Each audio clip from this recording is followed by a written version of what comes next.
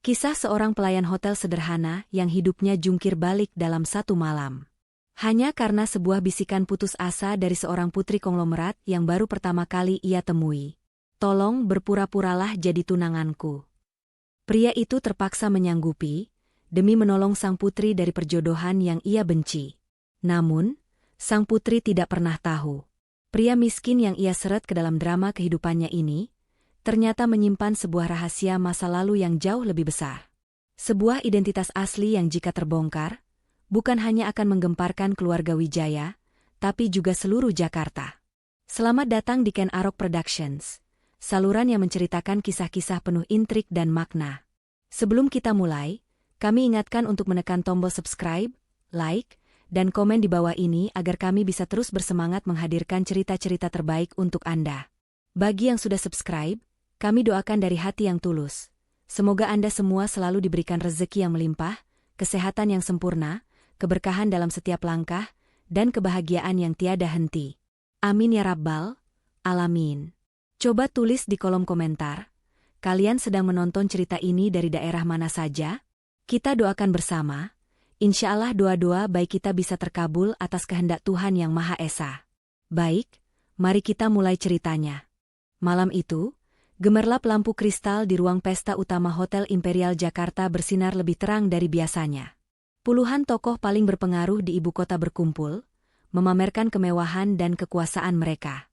Di antara para tamu VVIP yang sibuk bercengkerama, seorang pria muda bergerak nyaris tanpa suara. Namanya Zidan. Seragam pelayan perjamuan yang ia kenakan rapi sempurna, tanpa satu pun celah. Wajahnya tenang, terkesan pendiam, namun matanya begitu tajam. Ia bergerak dengan efisiensi yang terlatih, menuang minuman anggur tanpa tumpah setetes pun, membersihkan piring kotor yang ditinggal tamu, semua dilakukannya dengan presisi. Tapi tak ada yang tahu, tatapan matanya yang jeli itu merekam setiap detail, setiap percakapan penting, dan setiap raut wajah yang hadir di ruangan itu. Tiba-tiba, musik pengiring terdengar sedikit lebih megah. Pintu utama berdaun ganda itu terbuka. Semua mata sontak tertuju pada satu sosok, Anita Wijaya. Anita adalah putri tunggal keluarga Wijaya, pewaris tahta Wijaya Group yang legendaris. Ia malam itu tampak mempesona dalam balutan gaun malam berwarna perak yang harganya bisa membeli sebuah rumah sederhana. Namun, di balik kecantikannya, matanya tampak redup. Ia digandeng erat oleh ayahnya, Hardi Wijaya. Seorang pria parubaya yang tegas dan malam itu tampak sangat puas. Di sampingnya, berjalan seorang pria muda yang menyeringai penuh kemenangan. Dia adalah Randy, pengusaha muda yang dikenal ambisius dan arogan. Malam ini adalah pesta pertunangan Anita dan Randy. Sebuah pertunangan yang lebih mirip transaksi bisnis daripada penyatuan dua hati. Randy segera merangkul pinggang Anita dengan sikap posesif di depan para tamu. Anita terlihat jelas merasa tidak nyaman, bahunya sedikit menegang, namun ia tak bisa berbuat apa-apa di bawah tatapan tajam ayahnya. Dari sudut ruangan, dekat meja minuman, Zidan mengamati pemandangan itu sepersekian detik. Dia melihat ketakutan yang coba disembunyikan di mata Anita saat Randy berbisik sesuatu padanya. "Ini bukan sekadar pesta. Ini adalah transaksi," batin Zidan, sebelum kembali fokus pada tugasnya. Para tamu kelas atas Jakarta saling tertawa, berdentingkan gelas mereka, tidak menyadari drama yang mulai memanas di pusat ruangan.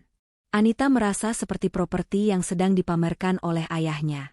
Ia harus kabur, setidaknya untuk 1 menit, untuk mengambil napas.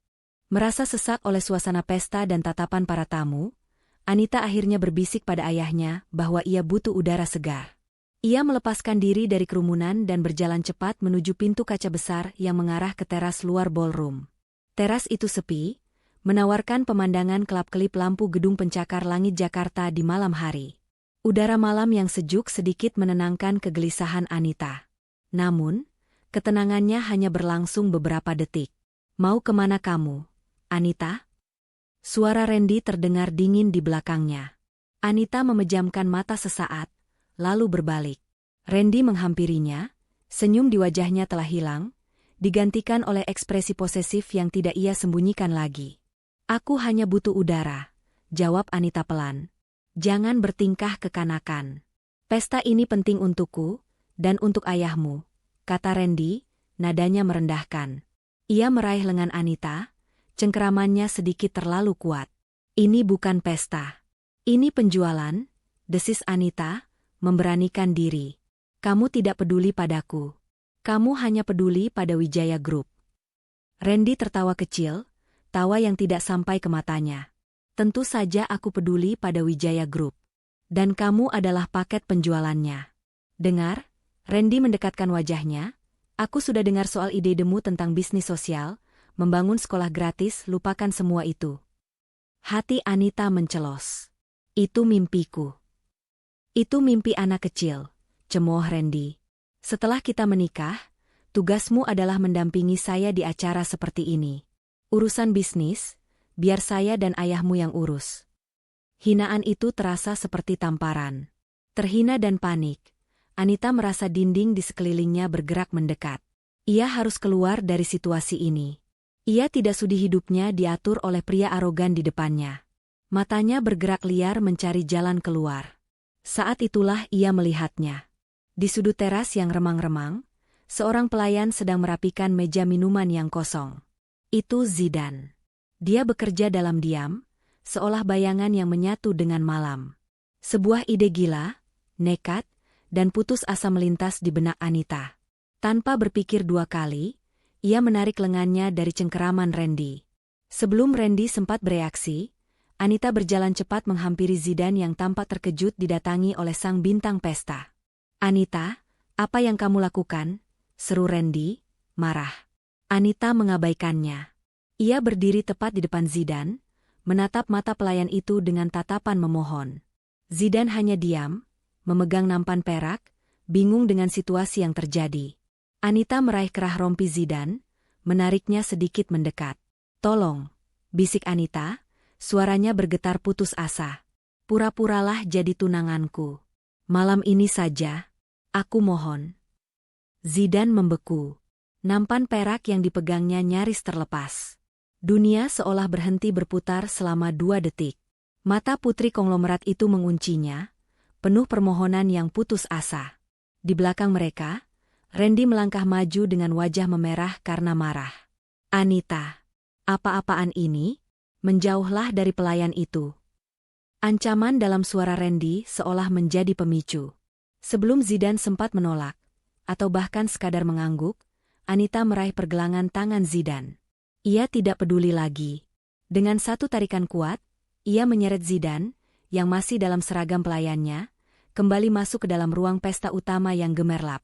Mereka menerobos kerumunan tamu yang terkejut, melihat putri pewaris Wijaya menggandeng seorang pelayan. Di atas panggung kecil, Hardi Wijaya sedang memegang mikrofon, tersenyum puas. Malam ini adalah malam yang sangat membahagiakan, di mana keluarga Wijaya dan Ayah, tunggu. Suara Anita memotong pidato itu. Musik pengiring langsung berhenti. Ratusan pasang mata menoleh ke arahnya. Hardi Wijaya menatap putrinya dengan kening berkerut, marah karena diinterupsi. Anita, ada apa? Kembalilah ke samping Randy.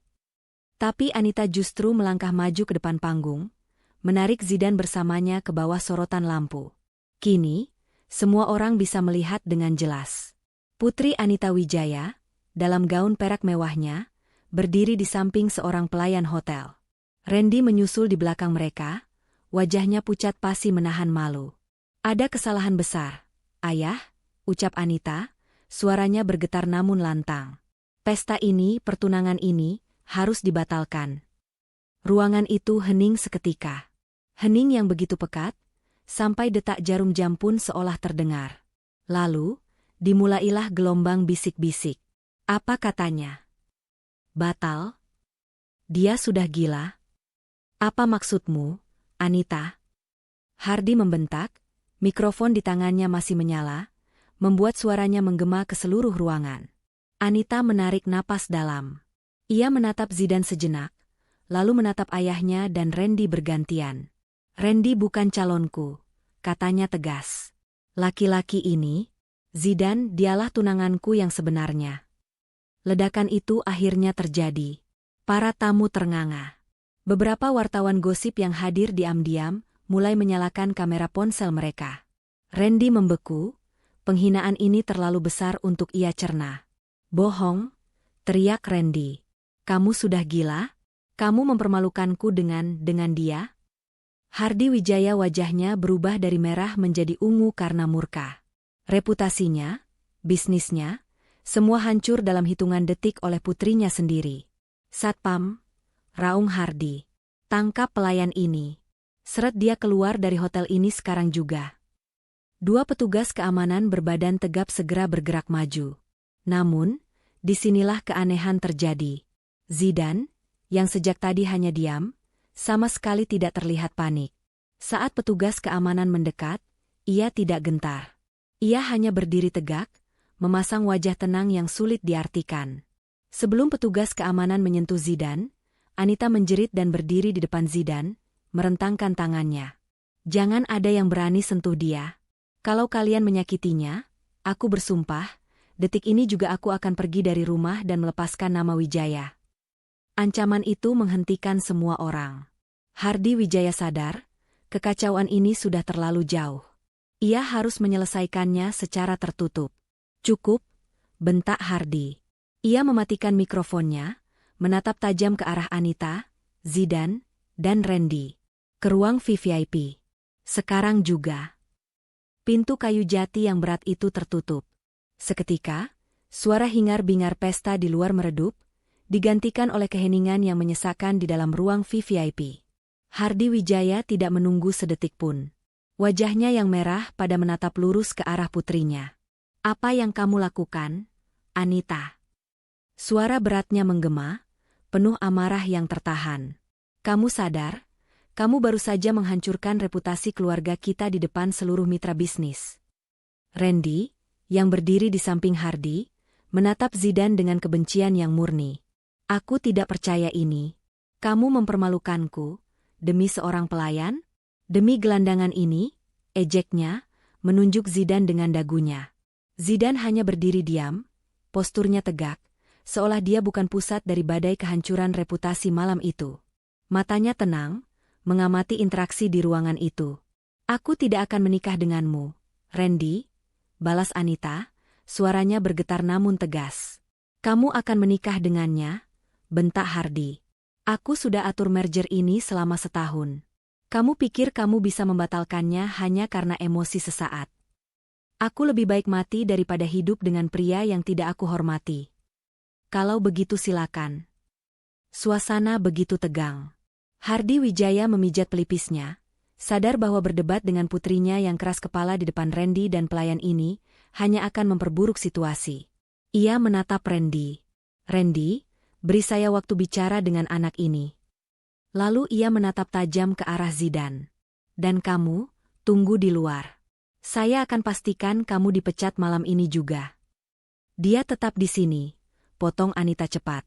Dia bersamaku. Itu adalah kalimat terakhir yang sanggup didengar Hardi.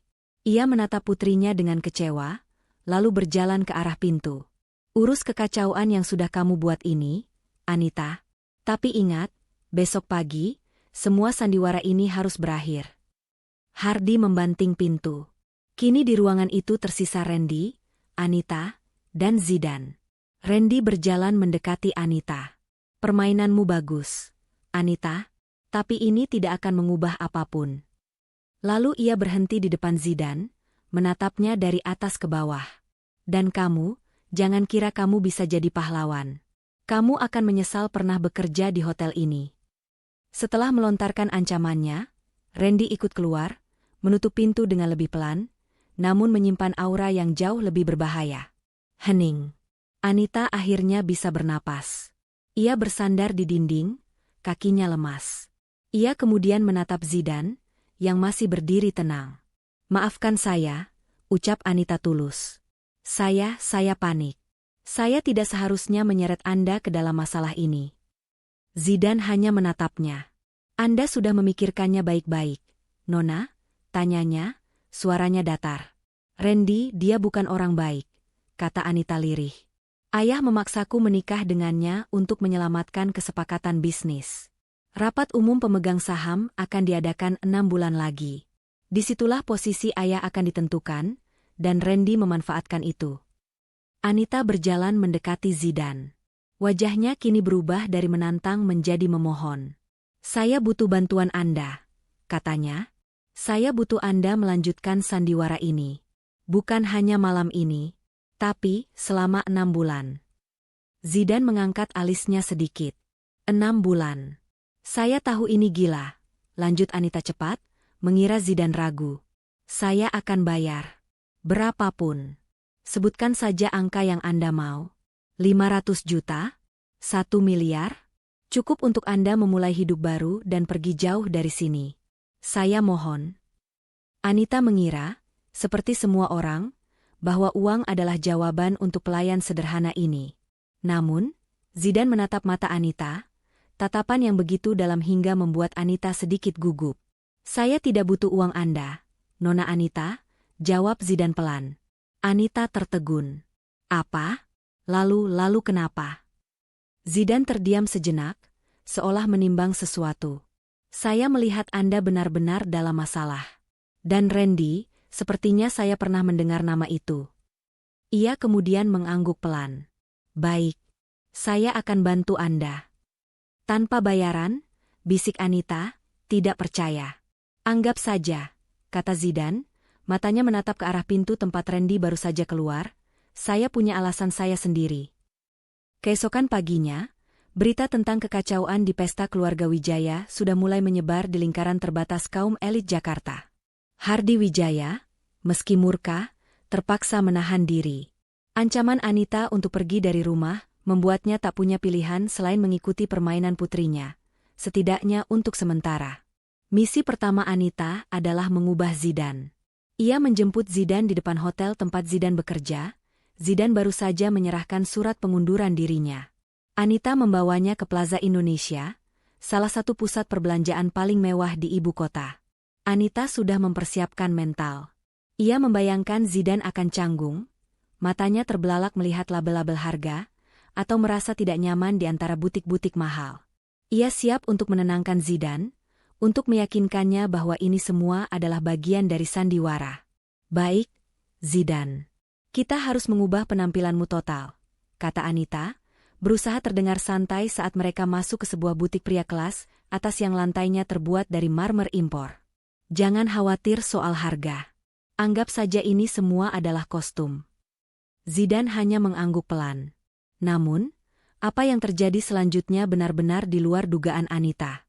Saat seorang pelayan toko yang necis menghampiri mereka, Zidane tidak terlihat minder sama sekali. Ia justru menatap setelan jas yang terpajang dengan tatapan seorang ahli, bukan tatapan orang yang baru pertama kali melihatnya.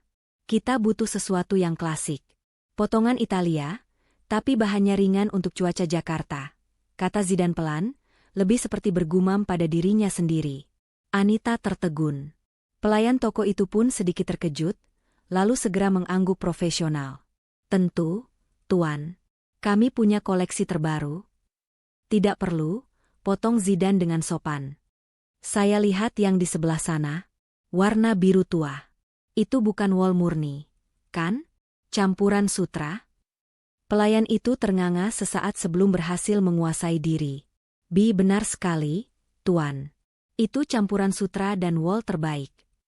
Zidane mencoba setelan itu. Pas sempurna di bahunya, seolah dijahit khusus untuknya. Kejutan Anita tidak berhenti di situ. Saat mereka pindah ke toko jam tangan mewah, Anita menunjuk ke sebuah jam tangan emas yang paling mencolok. "Bagaimana dengan yang itu? Terlihat mahal." Zidane menggeleng pelan. "Terlalu berlebihan. Itu jam tangan untuk orang yang ingin pamer," katanya. Matanya lalu tertuju pada sebuah jam tangan lain di etalase yang berbeda. Modelnya sederhana, tali kulit coklat tua, dengan desain klasik yang abadi. "Yang itu saja," tunjuk Zidane. Anita melihat harganya. Jam itu memang sangat mahal, tapi tidak semencolok jam emas tadi.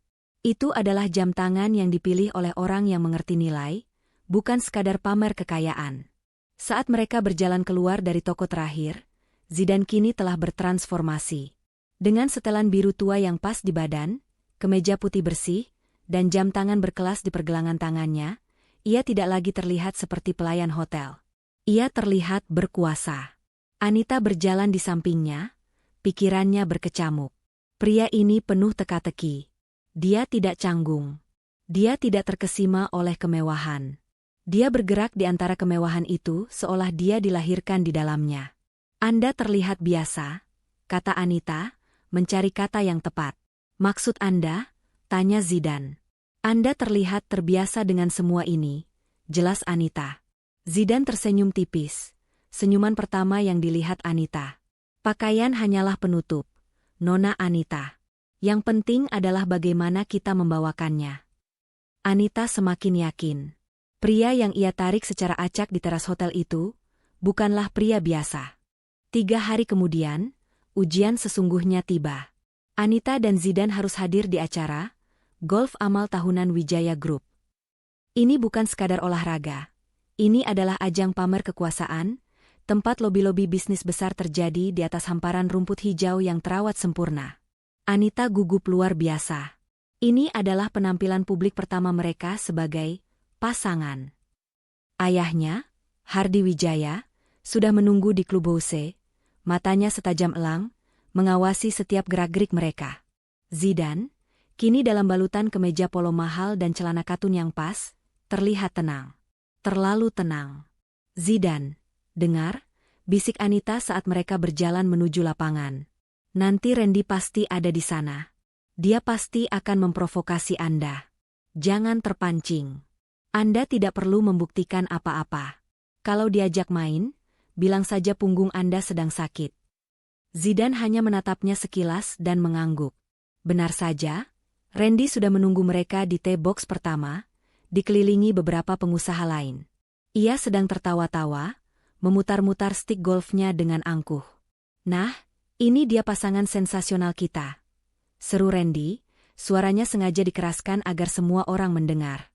Randy berjalan menghampiri, matanya menatap Zidane dari atas ke bawah. Pakaiannya bagus. Tapi apakah kamu bisa memainkannya? Randy menepuk stik golf di tangannya. Randy, sudahlah. Kami kesini untuk beramal, bukan bermain, sela Anita cepat. Oh, ayolah, Anita, ejek Randy. Ini kan acara golf. Masa tunanganmu tidak mau main? Ayo, Zidane. Kita main 1 putaran. Anggap saja perkenalan. Tawaran itu adalah jebakan. Semua mata tertuju pada Zidane. Jika dia menolak, dia akan terlihat seperti pengecut yang bersembunyi di balik Anita. Jika dia menerima, dia akan dipermalukan oleh Randy yang dikenal sebagai pemain golf andal. Anita baru saja akan membuka mulut untuk menolak, namun Zidane mendahuluinya. Tentu, jawab Zidane singkat dan tenang. Kenapa tidak? Anita menatap Zidane dengan panik. Habislah sudah. Randy tertawa penuh kemenangan. Bagus. Mari kita lihat. Randy memukul bola terlebih dahulu. Pukulannya kuat dan lurus. Para pengusaha bertepuk tangan. Randy tersenyum puas, lalu menyerahkan stik itu pada Zidane dengan gaya meremehkan.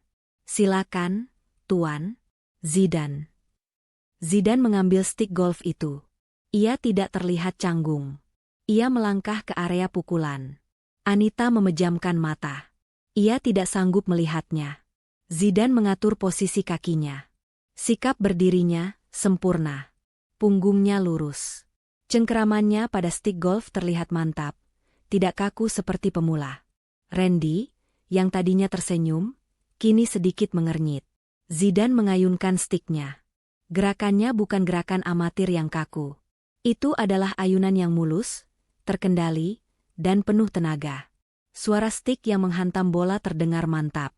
Bola golf itu melesat lurus seperti peluru, terbang melampaui titik jatuhnya bola Randy, dan mendarat sempurna di tengah area rumput terbaik. Hening. Para pengusaha yang tadi bertepuk tangan untuk Randy, kini terdiam. Randy berhenti tersenyum.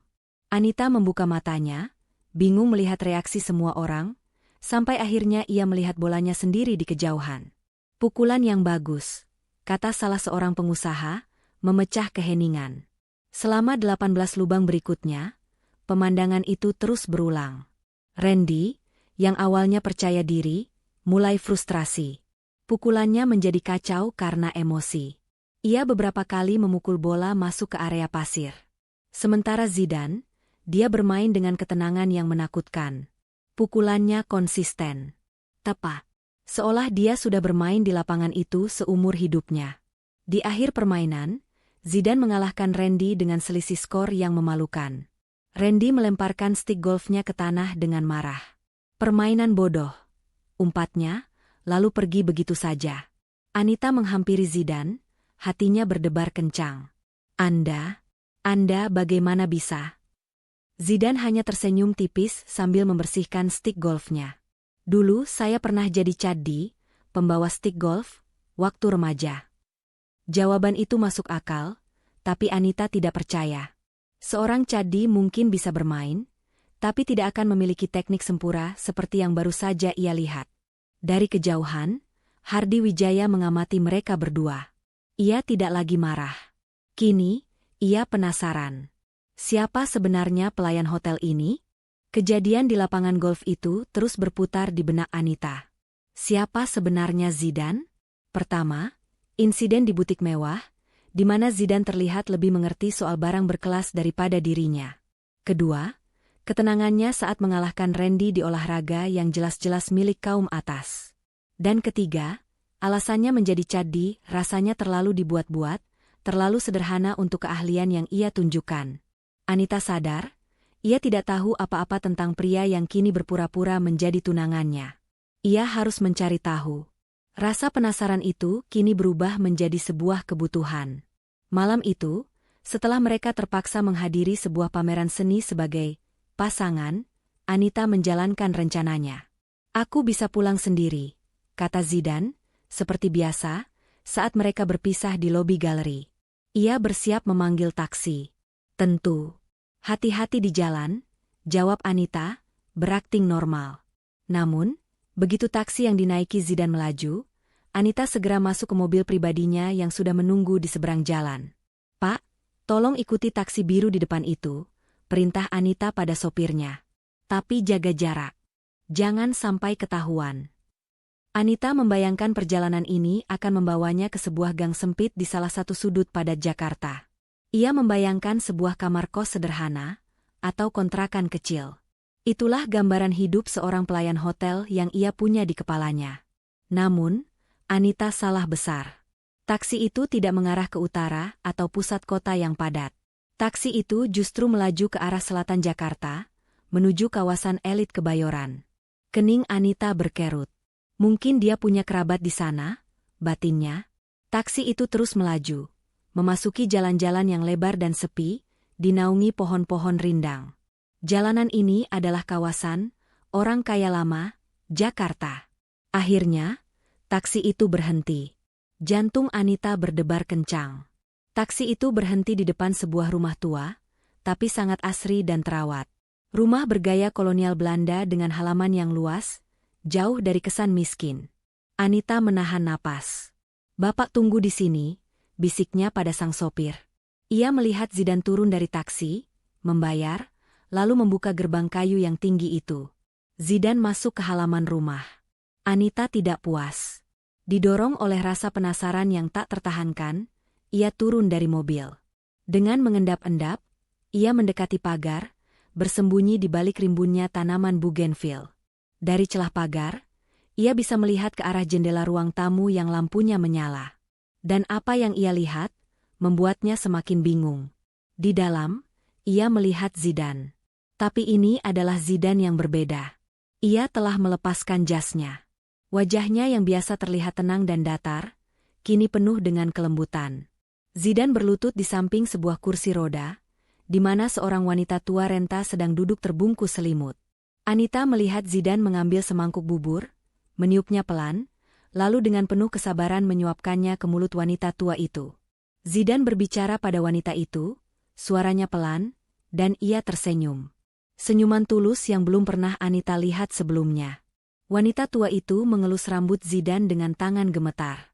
Dan Zidane membiarkannya, memejamkan mata sejenak, menikmati sentuhan itu. Anita mundur perlahan, kembali ke mobilnya. Jantungnya berdebar. Pria itu bukan hanya jago golf dan mengerti barang mewah. Ia tinggal di rumah besar di Kebayoran, dan yang paling penting, ia merawat seorang wanita tua dengan penuh cinta. Siapa Zidane?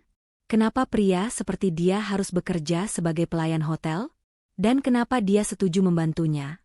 Berpura-pura miskin, jika hidupnya jelas-jelas lebih dari sekadar cukup? Misteri itu semakin pekat. Sementara Anita sibuk menyelidiki Zidane karena rasa penasaran, Randy melakukannya karena amarah dan kecurigaan. Di kantornya yang mewah di salah satu gedung pencakar langit di kawasan SCBD, Randy melemparkan sebuah map berisi foto-foto ke atas meja kacanya. Foto-foto itu buram, diambil dari jarak jauh, menunjukkan Zidane dan Anita di galeri seni dan di lapangan golf. Penghinaan yang ia terima di lapangan golf beberapa hari lalu masih terasa membara. "Kau yakin ini saja yang kau dapat?" tanya Randy dingin pada seorang pria berjaket kulit yang berdiri kaku di depannya. Pria itu adalah penyelidik swasta yang ia sewa. Pria itu menelan ludah. "Maaf, Pak Randy. Orang ini bersih. Terlalu bersih." "Apa maksudmu bersih?" bentak Randy, kesabarannya habis. "Dia pelayan hotel. Mana mungkin datanya bersih? Gali riwayat utangnya. Keluarganya di kampung. Catatan kriminalnya." Penyelidik itu membuka catatannya. "Itu dia masalahnya, Pak. Namanya Zidane. KTP-nya terdaftar di sebuah alamat rumah susun di Kemayoran. Tim saya sudah cek ke sana." "Bagus. Dan dia tidak pernah tinggal di sana. Para tetangga tidak ada yang kenal. Alamat itu sepertinya hanya dipakai untuk mendaftar data kependudukan. Alamat palsu." Randy menyandarkan punggungnya, matanya menyipit. "Keluarganya?" "Nihil, Pak. Tidak ada catatan keluarga yang terhubung dengannya. Tidak ada data ayah, ibu, atau saudara. Rekening bank atas namanya baru dibuka 6 bulan lalu, tepat saat dia mulai bekerja di Hotel Imperial. Saldo sebelumnya selalu kosong, hanya ada kiriman gaji." "Riwayat pekerjaan?" desak Randy. "Hanya di Hotel Imperial. Sebelumnya kosong." Seolah-olah, pria bernama Zidane ini baru lahir 3 tahun lalu. Tidak ada jejak digital, tidak ada media sosial, tidak ada riwayat pendidikan yang bisa kami lacak. Dia seperti hantu. Randy terdiam. Jantungnya berdebar, bukan karena takut, tapi karena marah. Seorang pelayan hotel. Jago golf dengan teknik profesional. Paham barang-barang mewah. Dan sekarang, memiliki identitas palsu yang bersih. Ini semua tidak masuk akal. Dia bukan pelayan biasa, desis Randy pada dirinya sendiri. Pikirannya berputar cepat. Mungkinkah ini jebakan? Apakah ada rival bisnis ayahnya yang sengaja menanam orang ini di dekat Anita? Atau, mungkinkah Anita yang merencanakan semua ini dari awal untuk menjatuhkannya? "Cari terus," perintah Randy, suaranya naik. "Aku tidak peduli bagaimana caramu. Sadap teleponnya kalau perlu. Ikuti dia 24 jam. Aku mau tahu dia bicara dengan siapa, makan di mana, dan tidur di mana." Pria itu mengangguk kaku. "Soal rumah yang di Kebayoran itu, Pak? Kenapa dengan rumah itu?" "Itu rumah tua atas nama seorang wanita bernama Bei Inah. Kami sedang selidiki siapa wanita itu." "Bagus. Sekarang pergi. Dan jangan kembali padaku dengan tangan kosong," usir Randy. Setelah penyelidik itu pergi, Randy berdiri menatap keluar jendela kantornya. Kemarahannya kini bercampur dengan sesuatu yang lain. Sesuatu yang membuatnya merasa terancam. "Jadi kamu punya rahasia, Zidane?" gumam Randy. "Baiklah. Mari kita lihat, siapa yang akan hancur lebih dulu." Hujan turun dengan deras malam itu, mengubah jalan-jalan protokol Jakarta menjadi lautan lampu merah yang tak berujung. Di dalam kemewahan mobil sedan milik Anita, keheningan terasa pekat, hanya terpecah oleh suara wiper yang bergerak monoton. Mereka baru saja pulang dari acara makan malam bisnis lain. Sebuah sandiwara 3 jam yang melelahkan, di mana mereka harus tersenyum, berpegangan tangan, dan tertawa pada lelucon-lelucon yang tidak lucu. Anita bersandar di kursinya, melepaskan sepatu hak tingginya. Ia lelah. Bukan lelah fisik, tapi lelah mental. "Lucu ya," ucap Anita tiba-tiba, memecah kesunyian. Ia menatap keluar jendela, pada barisan mobil yang tak bergerak di Jalan Sudirman. Di dalam mobil semahal ini, kita tetap saja tidak bisa kemana-mana. Sama seperti yang lain. Zidane, yang duduk diam di sampingnya, menoleh. Semua orang sama di hadapan kemacetan, Nona. Anita tersenyum tipis. Bukan cuma macet, Zidane. Hidupku, rasanya seperti ini. Terjebak. Tadi di acara itu, semua orang bicara tentang merger, tentang keuntungan, tentang angka. Ia terdiam sejenak, lalu menatap Zidane. Wajahnya kini terlihat rapuh. Sangat berbeda dari Citra, putri Jakarta, yang angkuh.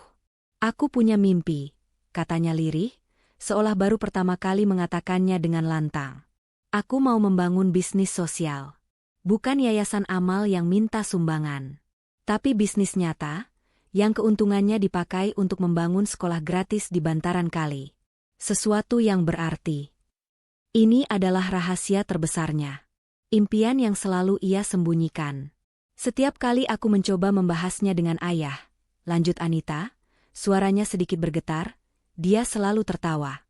Katanya itu buang-buang uang.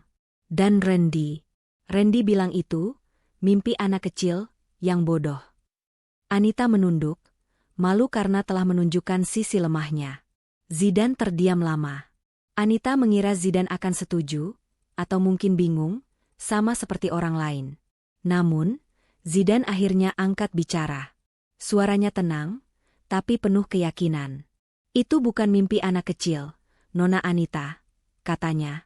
Itu adalah visi. Anita mengangkat kepalanya, terkejut. Orang-orang seperti ayah Anda dan Randy, lanjut Zidane, matanya menatap lurus ke depan, melihat bisnis hanya sebagai angka di laporan keuangan. Mereka tidak sadar, zaman sudah berubah. Konsumen sekarang tidak hanya membeli produk. Mereka membeli makna. Zidane menoleh pada Anita. Apa yang Anda sebut, bisnis sosial, itu bukan sekadar amal. Itu adalah fondasi loyalitas merek terkuat yang tidak bisa dibeli dengan iklan jutaan dolar. Anda tidak hanya memberi mereka pendidikan. Anda memberi mereka martabat. Dan itu, dampaknya bernilai triliunan di masa depan. Anita tertegun. Selama bertahun-tahun, mimpinya diremehkan. Dianggap main-main. Tapi pria ini, Zidane, yang ia kira hanyalah pelayan hotel, baru saja merangkum seluruh visinya dan memberinya validasi bisnis yang jauh lebih tajam daripada yang pernah ia dengar dari puluhan direktur di perusahaannya. Di tengah kemacetan Jakarta yang menyesakan, di dalam mobilnya yang dingin, Anita merasakan sesuatu yang hangat mulai tumbuh di hatinya. Ini bukan lagi sekadar rasa penasaran. Ini adalah kekaguman. Dia sadar, dengan perasaan sedikit takut, bahwa dia mulai jatuh hati pada tunangan pura-puranya. Dan dia tidak tahu apa-apa tentang pria itu. Perasaan kagum yang mulai tumbuh di hati Anita, membuatnya semakin terbuka pada Zidane. Setelah malam di mana mereka terjebak kemacetan, Anita merasa telah menemukan satu-satunya orang di dunia yang memahami visinya. Didorong oleh antusiasme baru ini, Anita melakukan sesuatu yang tidak pernah ia duga sebelumnya. Ia membawa Zidane ke jantung kekuasaannya, kantor pusat Wijaya Group. Ini, kata Anita, sambil membuka pintu kantor pribadinya di lantai 30. Dari sinilah aku ingin membangun mimpiku. Zidane melangkah masuk, mengamati ruangan yang elegan itu. Pemandangan dari jendela kaca raksasa itu menyuguhkan seluruh lanskap Jakarta. Anita menyalakan komputernya, menunjukkan pada Zidane presentasi rinci yang telah ia siapkan untuk bisnis sosialnya. Zidane mendengarkan dengan saksama, memberikan beberapa masukan tajam tentang logistik dan rantai pasokan yang bahkan belum terpikirkan oleh Anita. Mereka begitu tenggelam dalam diskusi, tidak menyadari bahwa di lantai yang berbeda di gedung yang sama, Randy baru saja menerima telepon. Dia ada di lantai 30. Pak Randy. Nona Anita membawanya ke ruangannya, lapor seorang informan dari tim keamanan internal. Randy, yang berada di kantor ayahnya Anita 2 lantai di bawah, tersenyum sinis. Ini adalah kesempatan emas. Investigasinya terhadap Zidane buntu, pria itu seperti hantu. Jika Randy tidak bisa menemukan kotoran pada Zidane, maka Randy akan menciptakannya. Dia masuk ke dalam perangkapnya sendiri, gumam Randy. Ia segera menghubungi seorang teknisi IT di ruang server yang sudah lama berada di bawah kendalinya. Lakukan sekarang. Gunakan akses dari komputer Anita. Transfer data, proyek Nusantara, ke server bayangan yang sudah kita siapkan. Buat jejaknya. Kembali ke kantor Anita. Tiba-tiba, pintu kantor Anita terbanting terbuka. Hardi Wijaya masuk dengan wajah merah padam, napasnya memburu. Di belakangnya, berdiri Randy dengan ekspresi prihatin yang dibuat-buat, didampingi oleh dua kepala keamanan gedung. Ayah, ada apa? Anita melompat berdiri, kaget. Hardi tidak menjawab putrinya. Matanya menatap lurus ke arah Zidan dengan kebencian yang tak tersembunyi. Jadi ini rencanamu, desis Hardi. Kamu pikir kamu bisa menipu kami semua? Ayah, apa maksudmu? Tanya Anita, bingung. Baru saja, Randy angkat bicara, suaranya diatur terdengar berat dan kecewa. Terjadi pelanggaran keamanan besar di server pribadi Pak Hardi. 10 menit yang lalu. Randy melangkah maju. Data paling sensitif kita, seluruh proposal merger rahasia Wijaya Group, baru saja dicuri secara digital. Anita memucat. Apa hubungannya itu dengan kami? Kami baru saja. Pelakunya dilacak. Potong Randy, matanya kini menatap tajam ke arah Zidan. Akses peretasan itu, jejak digitalnya, berasal dari jaringan di lantai ini. Tepatnya, Randy menunjuk ke meja kerja Anita, dari komputer di ruangan ini. Waktu seolah berhenti. Anita menatap komputernya, lalu menatap Zidan. Tidak. Itu tidak mungkin. Oh ya? Randy tersenyum miring. Kami punya catatan waktunya. Itu terjadi tepat saat kalian berdua hanya sendirian di ruangan ini. Tepat saat Nona Anita sedang terbuai olehmu. Zidan tidak melakukan apa-apa, jerit Anita. Aku bersamanya sepanjang waktu. Dia bahkan tidak menyentuh komputernya. Bagus sekali sandiwaranya, kata Hardi Wijaya dingin. Amarahnya kini berubah menjadi keyakinan yang beku. Ia telah ditipu. Saya sudah tahu sejak awal kamu bukan orang baik, kata Hardi pada Zidan. Kamu mata-mata yang dikirim pesaingku, kan? Menggunakan putriku untuk masuk ke jantung perusahaanku. Zidan, untuk pertama kalinya, terlihat sedikit terkejut. Bukan karena tuduhan itu, tapi karena betapa rapi jebakan ini dibuat. Satpam, raung Hardi Wijaya. Tahan dia, bawa dia ke ruang keamanan. Jangan biarkan dia menyentuh apapun. Hubungi polisi.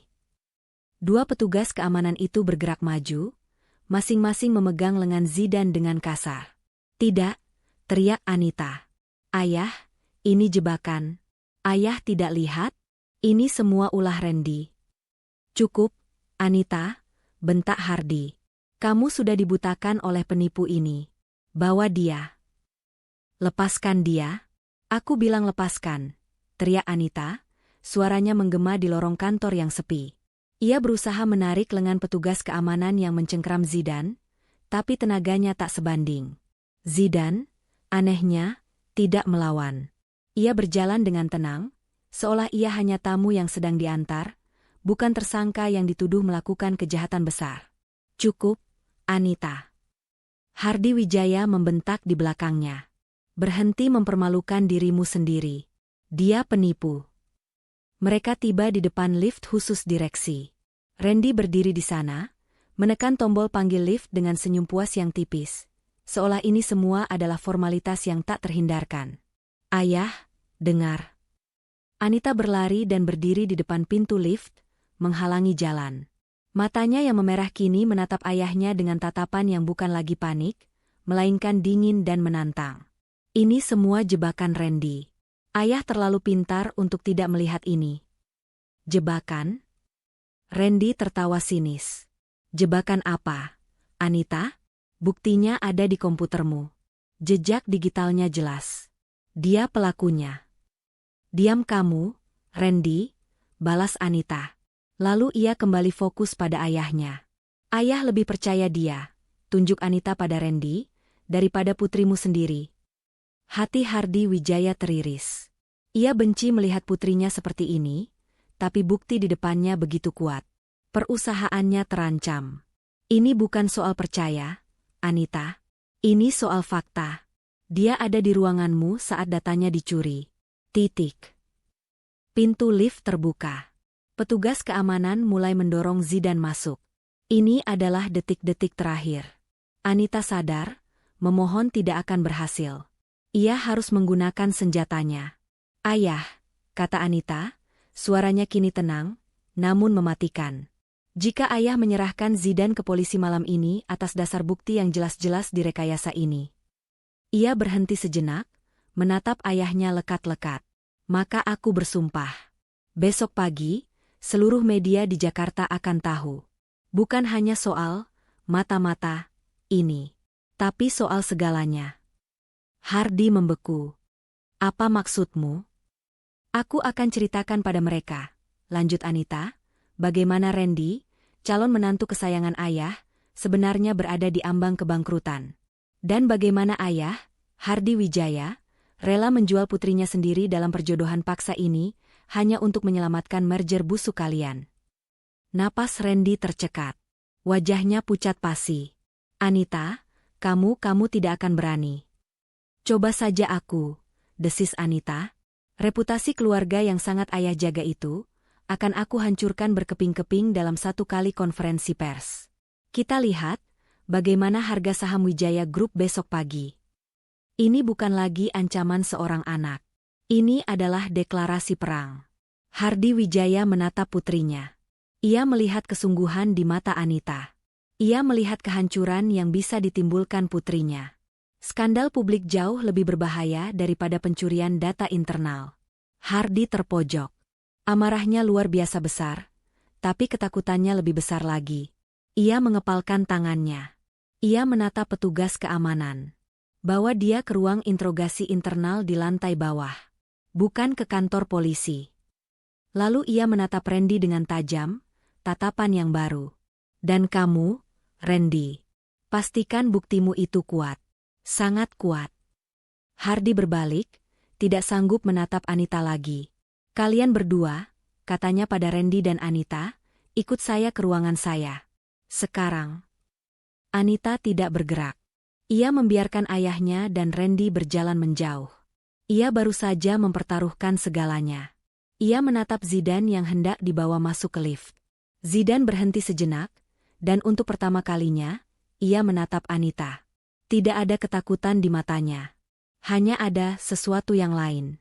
Sesuatu yang mirip dengan rasa hormat. Lalu pintu lift tertutup. Anita sendirian di lorong, tubuhnya gemetar hebat, menyadari apa yang baru saja ia lakukan. Di ruang interogasi internal di lantai Rubanah, Zidan duduk tenang di seberang dua petugas keamanan gedung. Ruangan itu putih, steril, dan dingin. Nama lengkap, kata seorang petugas, memulai interogasi standar. Zidan hanya menatapnya, diam. Sidik jarimu, kata petugas kedua, menyodorkan alat pemindai. Letakkan jempolmu di sini. Zidan baru saja akan bergerak, ketika pintu ruang interogasi itu terbanting terbuka. Kepala keamanan Wijaya Group, atasan dari dua petugas ini, berdiri di ambang pintu. Wajahnya pucat pasi, napasnya terengah-engah seolah baru berlari maraton. Bapak, tanya salah satu petugas, bingung. Berdiri, bentak kepala keamanan itu, suaranya gemetar. Lepaskan dia, sekarang juga. Dua petugas itu melompat berdiri, kaget. Tapi, Pak perintah Pak Hardi. Dia dituduh. Perintah yang baru saja saya terima, kata kepala keamanan itu, matanya tidak berani menatap Zidan, jauh lebih tinggi daripada perintah Pak Hardi Wijaya. Jauh. Ia kemudian membungkukkan badannya sedikit ke arah Zidan. Maafkan kami, Tuan. Kami tidak tahu. Pengawal Anda sudah menunggu di lobi utama. Di saat yang bersamaan, di kantor Hardi Wijaya di lantai 28. Suasananya seperti di ruang pengadilan. Anita berdiri di satu sisi, Randy di sisi lain. Hardi Wijaya duduk di kursi kebesarannya, memijat pelipisnya. Aku tidak peduli ancamanmu, Anita, seru Hardi. Ini sabotase. Ini. Tiba-tiba, pintu kantornya terbuka tanpa diketuk. Asisten pribadi Hardy masuk dengan wajah panik, bahkan tidak sempat meminta maaf karena menerobos. Pak Hardy, maaf ini darurat. Aku sedang rapat. Bapak harus ke lobi sekarang. Ada rombongan tamu yang tidak ada di jadwal. Randy mendecih. Siapa? Suruh mereka tunggu. Mereka bilang mereka dari Kertanegara Group, Pak, bisik asisten itu. Dan mereka didampingi aparat. Nama itu jatuh seperti bom. Hardy Wijaya dan Randy membeku. Kertanegara, ulang Hardy, tidak percaya. Mereka sudah bangkrut 10 tahun lalu. Hancur. Randy terlihat seperti baru saja melihat hantu. Wajahnya kehilangan semua warna. Sepertinya tidak, Pak, kata asisten itu. Sebelum ada yang sempat bereaksi, pintu kantor Hardy yang besar itu terbuka lebih lebar. Seorang pria tua yang sangat berwibawa, mengenakan setelan jas termahal yang pernah Anita lihat, melangkah masuk. Ia adalah Wiratama, tangan kanan keluarga Kertanegara di masa lalu. Di belakangnya, didorong oleh seorang perawat pribadi, masuklah wanita tua yang Anita lihat di rumah Kebayoran. Wanita yang ia kira adalah Nenek Zidan. Itu Bei Inah, pengasuh utama keluarga Kertanegara. Wiratama, desis Hardy. Apa artinya ini? Randy mundur selangkah, tangannya gemetar. Wiratama menatap Hardy dengan dingin. Kami hanya datang untuk menjemput pewaris kami. Pewaris apa? Kertanegara sudah. Ucapan Hardy terpotong. Pintu kantornya terbuka untuk ketiga kalinya. Zidan melangkah masuk. Ia tidak lagi diborgol. Seragam pelayan yang ia kenakan di pesta tempo hari, atau setelan jas mahal yang ia pakai belakangan, kini terasa berbeda. Ada aura kekuasaan yang tak terbantahkan di sekelilingnya. Anita menahan napas. Zidan tidak mempedulikan Hardy atau Randy. Ia berjalan lurus ke arah wanita tua di kursi roda. Ia berlutut di sampingnya, memegang tangan Bei Inah yang gemetar. Bibi baik-baik saja? Mereka menjemput Bibi dengan layak? Tanyanya lembut. Bei Inah tersenyum, air matanya menggenang. Ia mengelus pipi Zidan. Dan, Zidan Kertanegara, Bibi tahu kamu akan berhasil. Saatnya pulang, Den. Satu ruangan itu hening. Den, Raden. Sebuah panggilan kehormatan. Kertanegara. Nama keluarga yang hilang. Anita menutup mulutnya. Pikirannya meledak. Zidan, Kertanegara, Hardy Wijaya terperangah. Dan Randy. Randy ambruk ke kursi terdekat. Dia tahu siapa Zidan Kertanegara. Dia tahu apa yang telah dia lakukan pada keluarga itu. Zidan berdiri. Ia menatap Wiratama. Sudah selesai, Paman? Hampir, Den Zidan, jawab Wiratama. Lalu, Zidan akhirnya menoleh. Ia menatap Randy, yang kini gemetar ketakutan, dengan tatapan yang dingin dan menghakimi. Halo, Randy, kata Zidan. Lama tidak bertemu. Kertanegara. Hardy Wijaya mengulang nama itu, suaranya nyaris tak terdengar. Ia menatap Zidan, lalu beralih ke Wiratama, lalu kembali ke Zidan. Wajahnya pucat pasi, lebih pucat daripada saat Randy dituduh oleh Anita. Bagi Anita, Kertanegara hanyalah sebuah nama dari masa lalunya. Sebuah dongeng bisnis yang diceritakan ayahnya. Rival abadi Wijaya Group di masa jaya mereka. Sebuah dinasti bisnis yang setara, atau bahkan lebih besar dari Wijaya Group, yang kemudian lenyap 10 tahun lalu. Kabar yang beredar saat itu adalah mereka bangkrut. Kalah bersaing, salah manajemen, dan hancur ditelan utang. Mereka menghilang begitu saja dari panggung elit Jakarta, aset mereka dilelang, nama mereka dilupakan. Tapi pria di depannya ini, Zidan, pria yang ia tarik di teras hotel. Pria yang ia kira seorang pelayan miskin. Pria yang ia tawarkan uang 1 miliar untuk sebuah sandiwara. Pria yang jago golf, mengerti setelan jas mahal, dan merawat seorang wanita tua di rumah Kebayoran. Semua kepingan teka-teki itu kini menyatu di benak Anita, membentuk sebuah gambar yang begitu besar dan menakutkan hingga ia nyaris tak bisa bernapas. Dia bukan pelayan. Dia adalah Zidan Kertanegara, putra mahkota dari dinasti yang hilang itu. Bangkrut? Wiratama angkat bicara, seolah bisa membaca pikiran Hardi Wijaya. Suaranya tenang namun menusuk. Itu cerita yang kami biarkan beredar, Tuan Wijaya. Keluarga Kertanegara tidak bangkrut. Wiratama melangkah maju. Kami sengaja menghilang. Kami menarik diri dari sorotan, mengamankan aset kami secara diam-diam ke luar negeri, dan membiarkan dunia mengira kami telah hancur. Kenapa? Bisik Anita. Wiratama menatap Anita, tatapannya sedikit melembut. Karena kami diserang dari dalam, Nona Anita. Dikhianati. Kami tahu ada pengkhianat besar di lingkaran kami, tapi kami tidak punya bukti. Satu-satunya cara untuk menangkap tikus itu adalah dengan berpura-pura bahwa kapalnya sudah tenggelam.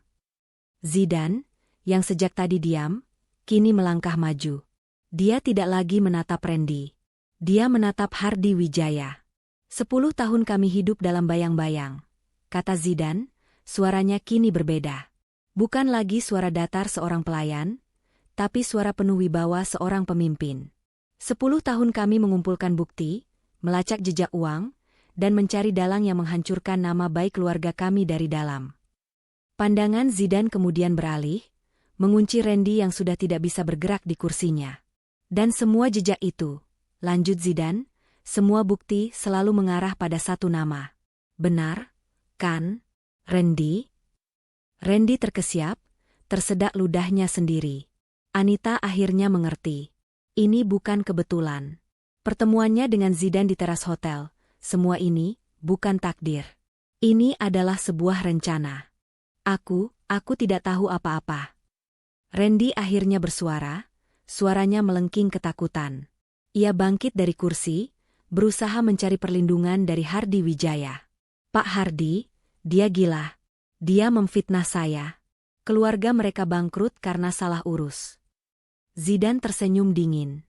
Senyuman yang sama sekali tidak bersahabat. Salah urus, ulang Zidan. Seperti, salah urus, yang menyebabkan kebakaran besar di pabrik utama kami 10 tahun lalu, tepat 3 hari sebelum audit internasional. Randy membeku. Atau, salah urus, seperti pemalsuan dokumen pinjaman bank yang tiba-tiba membengkak 5 kali lipat dalam semalam. Lanjut Zidan, suaranya tetap tenang, namun setiap kata menghantam Randy seperti palu. Kamu adalah junior kepercayaan ayahku, Randy. Kamu yang dia anggap seperti putranya sendiri. Kamu yang mengurus semua administrasi keuangan. Dan kamu yang menusuknya dari belakang. Zidan berjalan pelan mengitari ruangan, matanya tak pernah lepas dari Randy. Selama 10 tahun kami melacakmu. Kami melihatmu menggunakan uang haram itu untuk membangun perusahaanmu sendiri. Tapi kamu serakah. Kamu butuh lebih banyak. Kamu butuh fondasi yang kuat, jadi kamu mengincar Wijaya Group. Kini, Zidan berhenti dan menatap Hardi Wijaya. Dan Anda, Tuan Wijaya, Anda adalah korban berikutnya, kata Zidan. Randy mendekati Anda dengan proposal merger yang terlihat menggiurkan. Padahal kenyataannya, perusahaannya diambang kehancuran. Dia butuh dana segar dari Wijaya Group untuk menutupi lubang yang dia gali. Hardi Wijaya terduduk di kursinya. Semua potongan informasi kini masuk akal. Kegigihan Randy, desakannya soal merger, ancamannya, lalu kenapa? Anita akhirnya angkat bicara, suaranya pelan. Ia menatap Zidan. Kenapa bekerja sebagai pelayan di Hotel Imperial? Zidan menoleh padanya. Tatapannya kini berubah, sedikit melembut. Karena disinilah pusat transaksinya. Jelas Zidan. Hotel Imperial adalah tempat di mana semua pertemuan rahasia antara Randy dan tim keuangan Anda dilakukan. Saya harus masuk ke dalam, mendengar percakapan mereka, mendapatkan bukti terakhir tentang bagaimana dia berencana menjebak Tuan Hardi, sama seperti dia menjebak ayah saya.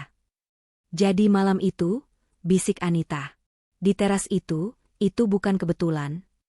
Zidan terdiam sesaat. Aku tahu akan ada pesta pertunangan malam itu. Aku tahu Randy akan ada di sana. Aku sengaja mengambil shift di teras ballroom. Tugasku adalah mengamati. Ia berhenti, lalu menatap mata Anita. Tapi aku tidak pernah merencanakan apa yang kamu lakukan. Aku tidak pernah merencanakan bisikanmu. Kamu, secara tidak sengaja, memberiku jalan masuk terbaik yang tidak pernah bisa aku bayangkan. Kamu menyeretku langsung ke lingkaran dalam mereka. Anita akhirnya mengerti. Kontrak gila itu. Sandiwara itu. Zidane tidak pernah menolak. Bukan karena dia ingin membantu Anita, tapi karena Anita baru saja membantunya menyelesaikan misinya. Dan sabotase data itu, kata Zidane, kini menatap Randy lagi. Terima kasih untuk itu, Randy. Aku sudah punya semua bukti kejahatanmu 10 tahun lalu. Tapi usahamu yang gegabah untuk menjebakku hari ini, baru saja memberiku bukti tambahan tentang kejahatan perbankan yang kamu lakukan terhadap Wijaya Group. Wiratama melangkah maju, memberikan sebuah map tebal kepada Hardi Wijaya. Ini semua buktinya, Tuan Wijaya. Rekaman, jejak transfer bank, dan pengakuan dari teknisi IT yang baru saja dibayar Randy. Randy melihat pintu. Dia berusaha lari. Namun, dua aparat berseragam yang sejak tadi menunggu di luar bersama Wiratama, kini melangkah masuk, menghalangi jalannya. Randy Pratama, kata salah satu aparat. Anda ditahan atas tuduhan pemalsuan, penggelapan, dan spionase perusahaan. Randy tidak melawan. Ia terlalu syok untuk bereaksi. Saat kedua aparat itu menggiringnya keluar dari kantor Hardi Wijaya, ia menatap Zidane dengan tatapan kosong, dikalahkan sepenuhnya. Pintu tertutup. Ruangan itu kembali hening, namun keheningan kali ini terasa berbeda. Wiratama dan Bei Inah dengan sopan mengundurkan diri, meninggalkan 3 orang yang tersisa dalam pusaran drama ini, Hardi, Anita, dan Zidane. Hardi Wijaya menatap lantai marmer kantornya. Wajahnya menua 10 tahun dalam 10 menit. Dia telah ditipu mentah-mentah oleh Randy. Lebih buruk lagi, dia hampir menghancurkan putrinya sendiri dan menuduh pewaris sah Kertanegara Group, rival yang selalu ia hormati, sebagai seorang pencuri. Rasa malu itu tak tertahankan. Kertanegara? Gumam Hardi pelan. Aku turut berduka atas apa yang terjadi pada ayahmu, Zidane. Dia pria yang baik. Dia pria yang baik, Zidane membenarkan, suaranya kini melunak. Dan dia selalu menghormati Anda sebagai pesaing, Tuan Wijaya. Misi saya tidak pernah untuk menghancurkan Anda. Misi saya hanya Randy. Hardi akhirnya mengangkat kepalanya. Ia tidak menatap Zidane. Ia menatap putrinya, Anita. Ia melihat Anita yang berdiri tegak, yang sejak awal tahu Randy busuk, yang berani menentangnya, yang mempertaruhkan segalanya untuk pria yang ia percayai, meskipun ia tidak tahu siapa pria itu. Ia melihat kekuatan yang tidak pernah ia sadari dimiliki putrinya. Rapat umum pemegang saham akan dipercepat, kata Hardi pelan, suaranya serak. Dan aku akan mengundurkan diri. Anita terkejut. Ayah. Aku akan mengusulkan namamu sebagai direktur utama yang baru, lanjut Hardi. Sudah waktunya. Kamu yang benar selama ini, Anita. Maafkan ayah. Itu adalah pengakuan kekalahan terbesar Hardi Wijaya. Dan itu adalah kemenangan terbesar Anita. Zidane menatap Anita. Ia melihat Anita memejamkan mata sejenak, menerima beban baru di pundaknya. Misi Zidane di tempat ini sudah selesai. Ia mengangguk sekali pada Hardi, lalu berbalik dan berjalan keluar ruangan, meninggalkan ayah dan anak itu untuk menyelesaikan urusan keluarga mereka. Beberapa hari telah berlalu. Berita penangkapan Randy dan kembalinya Kertanegara Group mengguncang dunia bisnis Jakarta. Di atap Hotel Imperial, tempat yang sama di mana Zidane dulu bekerja sebagai pelayan, Anita berdiri sendirian. Ia menatap hamparan lampu kota Jakarta. Kini, kota itu adalah tanggung jawabnya. Pemandangan yang berbeda dari atas sini, bukan? Sebuah suara terdengar di belakangnya. Anita berbalik. Zidane berdiri di sana. Tidak lagi dalam seragam pelayan, juga tidak dalam setelan jas formal. Ia hanya mengenakan kemeja kasual, terlihat santai. Terlihat seperti dirinya sendiri. Anita tersenyum tipis. Zidane Kertanegara. Aku masih belum terbiasa dengan nama itu. Aku juga, Zidane tersenyum. 10 tahun ini, aku hanya Zidane. Mereka berdiri berdampingan dalam keheningan yang nyaman, menatap kota yang tak pernah tidur di bawah mereka. Jadi, kata Anita pelan, semuanya sandiwara? Zidane menoleh padanya. Misi balas dendamku adalah nyata. Rencana untuk masuk ke hotel ini adalah nyata. Tapi aku tidak pernah merencanakan kamu, Anita. Ia melanjutkan, aku tidak berencana untuk terjebak macet bersamamu, mendengarkan impianmu tentang bisnis sosial. Aku tidak berencana melihatmu membela aku di depan ayahmu. Semua itu di luar kendaliku. Zidane kini menghadap Anita sepenuhnya. Sandiwara kita sudah selesai, Anita. Anita menatap mata Zidane. Mata yang sama yang ia lihat di teras hotel malam itu. Mata yang tenang, namun kini penuh dengan sesuatu yang tidak bisa ia baca sebelumnya. Lalu, bisik Anita, setelah ini apa? Zidane mengambil langkah lebih dekat. Aku tidak tahu. Tapi, bolehkah kita memulai sesuatu yang baru? Sesuatu yang nyata. Ia mengulurkan tangannya. Tanpa kepura-puraan. Hanya Zidane. Dan hanya Anita. Anita menatap tangan yang terulur itu. Tangan yang sama yang pernah menyajikan minuman, tangan yang mengayunkan stik golf dengan sempurna, dan tangan yang kini menawarkan sebuah awal yang baru. Perlahan, Anita tersenyum. Senyuman tulus yang pertama. Ia tidak meraih tangan itu. Sebaliknya, ia melangkah maju dan berdiri di samping Zidane. Bahu mereka bersentuhan. Bersama, mereka kembali menatap gemerlap skyline Jakarta. Kisah cinta pura-pura mereka mungkin telah berakhir. Tapi kisah cinta mereka yang sesungguhnya baru saja dimulai.